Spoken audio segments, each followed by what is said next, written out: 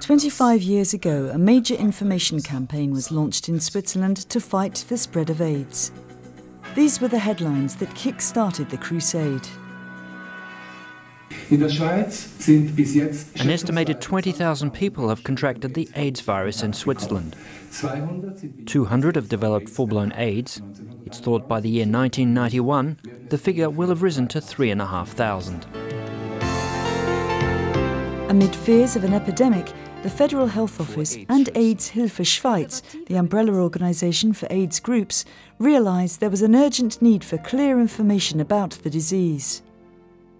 I think when we started in 1986-87 with information about HIV and AIDS, society was afraid of this new disease, and the media covered this new disease as a plague and putting the whole Western world in danger. At that time, it was popularly believed that the AIDS virus could be passed on through kissing, mosquito bites, shaking hands, coughing, tears, or even sharing cutlery and glasses. Swiss health bosses were at pains to point out that this was not the case.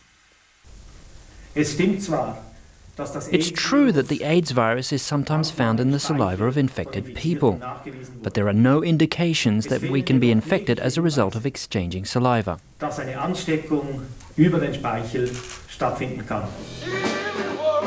a concert to mark the 25th anniversary of AIDS Hilfe Schweiz, participants, including musician Philipp Fankhauser, talked about the effect that the disease had on people of their generation. It was a really frightening time. We didn't know whether we were allowed to kiss people, look at them or touch them. We had no idea, and this public information helped us a lot.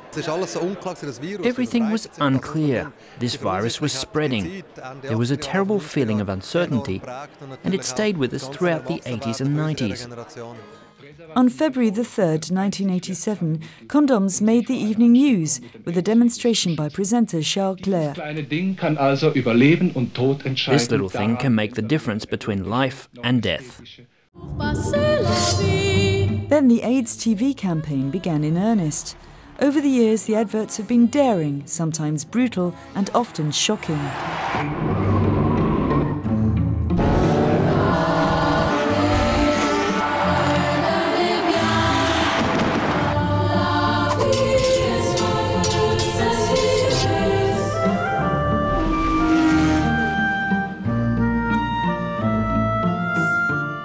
At a news conference to launch the latest AIDS campaign, health bosses said the TV spots and posters had been worth the 80 million franc investment.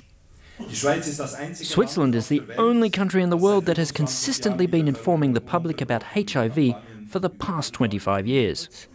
AIDS has not become an epidemic relating to the whole population, but remains in certain groups. Society has remained quite non-discriminative regarding HIV and AIDS, so some of the major targets really were also fulfilled.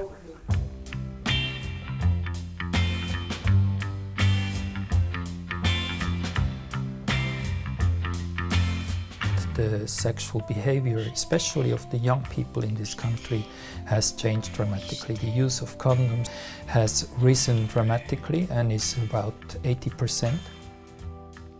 Roger Staub says the campaign also had an impact on the homosexual community, shocked by the deaths through AIDS of celebrities such as Rock Hudson in 1985 and Freddie Mercury in 1991. How the gay community reacted to HIV was the big success stories in the late 80s and the beginning of 90s.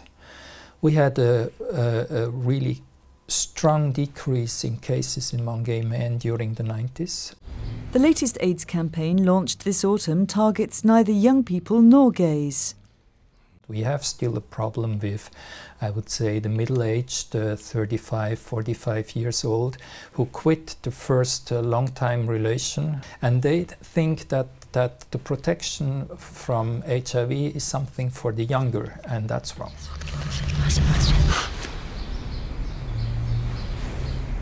No matter how you say it, just say it. Talk to your partner about sexually transmitted diseases.